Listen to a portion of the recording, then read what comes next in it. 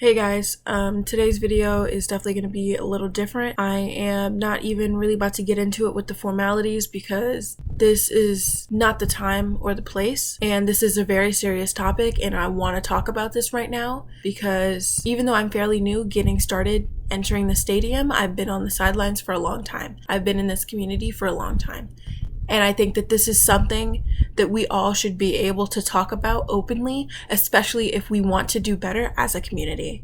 I'm sure all of you guys know who Slazo is. He is another Reddit YouTuber before the time of this scandal, he had like 800,000 followers. I think that has dropped quite a bit now.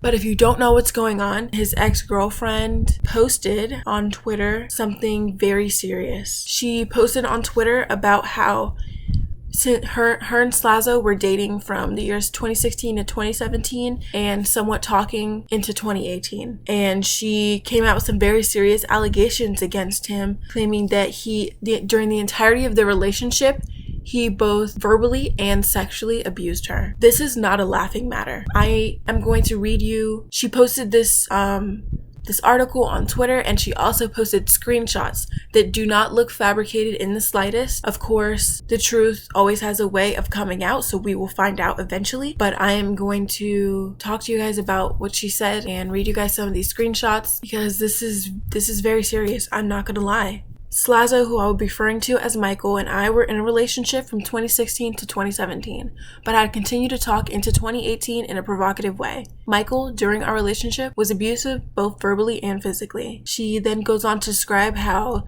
they would go on dates and Michael would demand sexual favors of her, and if she didn't do what he was asking her to do, he would throw a fit or he would quite literally force it from her. They lived 3 hours away from each other, so for the most part their contact was over the phone. She says, quote, "However, Michael and I had met multiple times. Michael is 2 years my senior, and at the time I was 14 to 15 while he was 16 or 17. I had expressed to Michael that I would rather wait until I was 16 to have sex, which never happened." Slazo, Michael, however you want to refer to him, has been abusing this girl, this minor, this 14 or 15-year-old girl, sexually, despite knowing that she wanted to wait. It's not even like she told him, hey, I want to wait till I'm 18 or something. They met when she was 14 or 15.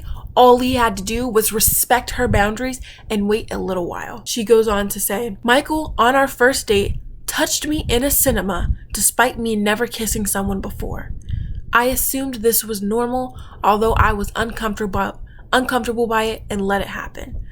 On our second date, it was much of the same. He asked me for a blowjob, trying to undo my bra in a public park. Again, I was uncomfortable. There were many times where I would say no or even cry, and I was never taken seriously. And he would move my hands to touch himself while I cried or touch me.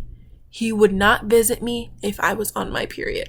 Even so, every time that something bad would happen, I would cry or say that I wanted to break up, and he begged me to stay, saying that he would do better and he loved me, and I believed him. His behavior afterwards continuously got worse though, and he denied me access to friends, getting mad if I wanted to talk or go out with them, and also controlled my art. If I drew something he did not like, he would get mad and I would take it down, not wanting to deal with the outburst." This person has not only ruined this girl's childhood. This girl is 14 and 15 years old, still has plenty of years left in her youth to grow.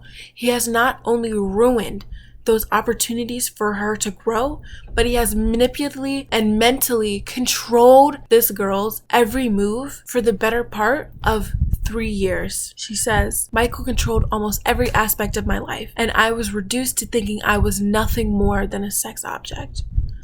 I, at that stage, attempted to take my own life during that relationship. I am on antidepressant medication, and I have been for almost 4 years. The amount of stress built up, and I ended up in the hospital. I was sent home soon, lying to my doctors and family that I had woken up in the middle of the night and had a panic attack and taken too many by accident." This relationship was so manipulatively abusive to this girl that she felt the need to not only take her own life, but lie about it to her doctors, superiors, her parents, everyone around her. I'm gonna go ahead and read some of these text messages, and then we will talk about this. These text messages are very deep. I'm gonna read them in their entirety. I'm not gonna read every single message because there are a lot, but just know that her article, her statement will be linked below, and so will these messages. These are the messages that occurred after their first date, where she claimed that he touched her inappropriately and she was very uncomfortable. Slazo says, "Why are you embarrassed though?" "Because I said I didn't want to do it last time, but hey, now this happened, so fuck, I'm embarrassed." "Didn't want to do what?" "I didn't want you to touch me there. I've been sick for the past week. It's fine, but like, I don't know what I'm talking about at this point." He says, "It wasn't that bad, babe." Like, really? Not only did he sexually abuse this girl, he's downplaying her feelings and emotions regarding the event. He asks her if she's upset, and she says, "Yes, I am upset." And she says, "Because you were there when I specifically said, hey, I'm really not in the mood for that stuff, and you still did it." He says, "I feel bad, babe, for like wanting to force you to have sex with me, but I had the urge." He goes on, he manipulated this girl so much. This is not the first time he said something like that throughout the entirety of these text messages. He manipulated this girl so much that he would talk about wanting to have urges and openly talking about wanting to force her to have sex with him, and she would apologize. She would apologize for not being in the mood, for being mentally not in the place to have sex with him, for being physically and mentally unavailable as much as he would like it. This is, I don't know what type of Stockholm syndrome this is, but like, to have the person you are mentally abusing feel so messed up in the head that they're apologizing for not allowing you to physically and sexually abuse them. In some later messages, she talks about how she was upset and talking about how she was talking to other people, and how every time he was talking to them, the only thing that he referenced her for was in relation to sex. Like, the only time he talked about her was relating to sex, and that was it, despite the fact they were in a relationship. This is not like some friends with benefits type situation. Not even friends with benefits, more like manipulating, abusing someone to think you're friends. She says, "Every time it was about sex, you'd talk about other girls who wanted you, saying you didn't want to cheat on me, but you didn't know if I could hold it. You got mad when I was on my medication and it stopped my sex drive even after I was in the hospital. You asked me to quit them." She's referencing her antidepressants and medication. "But every time I was just for sex. I know I was. I know it was just for sex. I know that." And he says, "It wasn't. It really, really wasn't. I don't think it was." She says, "You talk about girls who wanted you and how you didn't want to cheat and make me more sexual because I didn't want you to feel like crap." He attempts to call her. She denies it. It skips to messages from about a month after that. And he says, I'm sorry if I'm scaring you." And she says, "You aren't. It's okay. I'm not scared." He said, "I had the urge to force myself on you. I could have done it. I'm horrified. How are you not scared?" She says, "Because I believe in you, babe." Again, Stockholm syndrome. He says, "I hope I have self-control." She says, "It'll be all right." He says, "I don't want you to be afraid of me. You'll help me?" Question mark. She says, "Of course." So basically what this is like, he's taking advantage of not only her innocence and kindness, but the fact that she, at this point in time, literally didn't have the will to walk away. Even said so herself earlier that she attempted to take her own life. You know, her first inclination was not to leave this person. It was to take her own life. She just really wasn't strong enough to leave the relationship. And I don't think that was her fault. She was 14, 15 years old, okay? She's a little girl. She's a kid. But anyways, get back to the messages. He asks if, she'll help him. She says, of course. She says, "Thank you, baby. I don't think I'd say I have rape tendencies. I think it's just because we've done it. And I'm so horny at 16 and 17. She says, "Yeah, I'm not scared of you. Are you okay?" They exchange pleasantries, and he says, "I'll become less horny after a little bit and be able to think straight again. Oh, and also, if it happens again and you try to put on a show for me or something, I'll probably say I won't be able to focus. Ignore that. Eventually, it'll die down." He says, "But babe, what if I did it?" Referencing what if he raped her? Again. She says, "I'd still love you. We'd talk about it in ways that we could help you control it." You've got to admire the will of this girl. The not only the sheer indifference in the face of something, in the face of a situation that is quite clearly abusive, But I feel so bad reading these messages. He goes on to say, all right, I'm sorry. I want more sex than you can provide. She said, it's okay. I try to provide it when I can. I'm sorry about how sleepy and tired I get. Again, apologizing for her mental state. He said, it's fine. It's just like I want sex so much all the time. And it gets really annoying when you don't give it to me. She tries to compensate, saying, we can do it more over the holidays. At this point, she's just trying to do damage control because she feels like she's in the wrong. She genuinely feels like she's in the wrong. He says, I'd want to fuck every single day. I don't know if you could provide that. She says, I don't know if I could, but we can do it more. He says, all right, I don't want to get frustrated at you for not giving it to me every day, but like you said, my mind is Sex City. She said, I understand. I don't know. I always want to fuck. She said, I understand. She said, I can't control it. I feel bad because when I see attractive girls, I can't help thinking about it. She says, I see. She says, I'm sorry. I hate it, but at the same time, I kind of like it. My body does at least. I'm sorry. She said, I'm not mad. It's okay. I'm trying my best. He says, I'm sorry. She again is apologizing for not being open to have sex like literally 24/7 for this guy. He says, are you jealous? She says, I suppose, but really don't worry about it. And he again continues to talk about seeing other women and being like sexually attracted to them, claiming it's hard to resist sometimes. And then these next messages are about, in short, this girl was, I guess, hanging with some friends and got sexually assaulted. And this is her telling him about it. She says, he put his hand in my underwear, so yeah. He says, oh, I thought it was just on your leg or something. She said, no.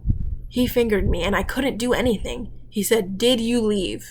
She said, I couldn't. I was on the couch with my other friend next to me and on the other side of me. If I made a noise or anything, he probably would have beat the shit out of me. He knew I had a boyfriend. He knew everything about you, but he still did it.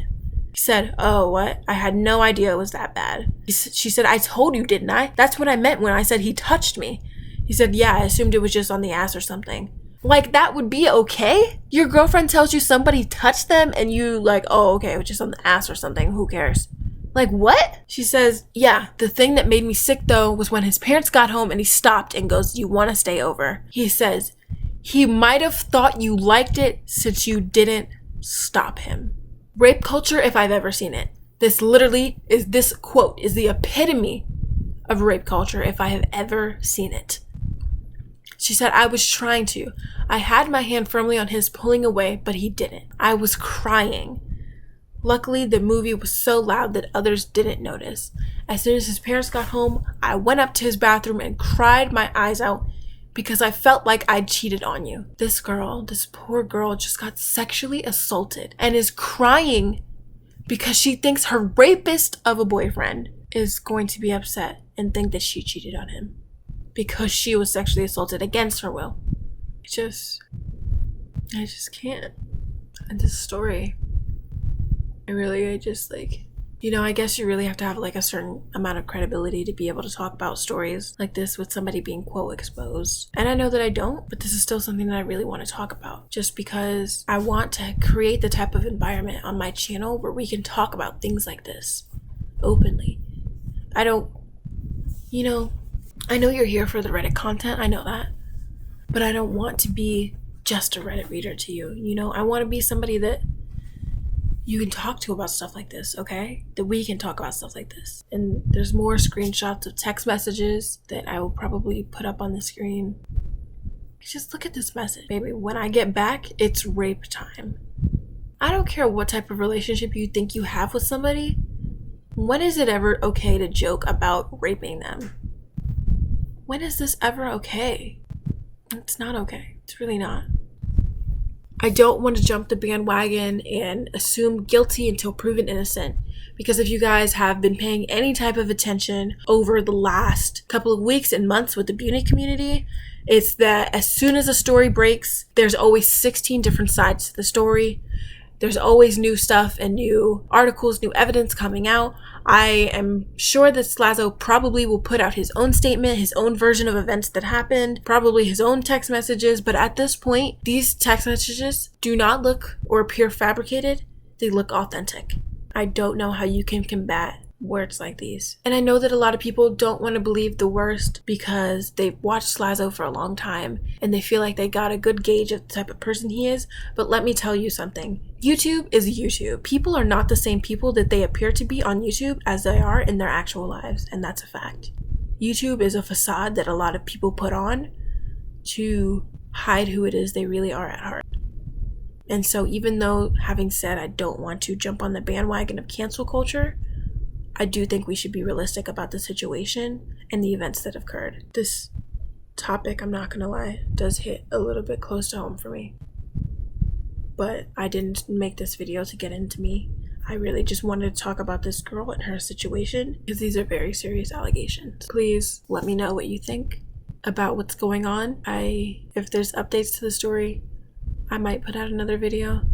I might not, but I just really wanted to talk about this. So yeah, that's really all I have to say. Bye. Electric chair.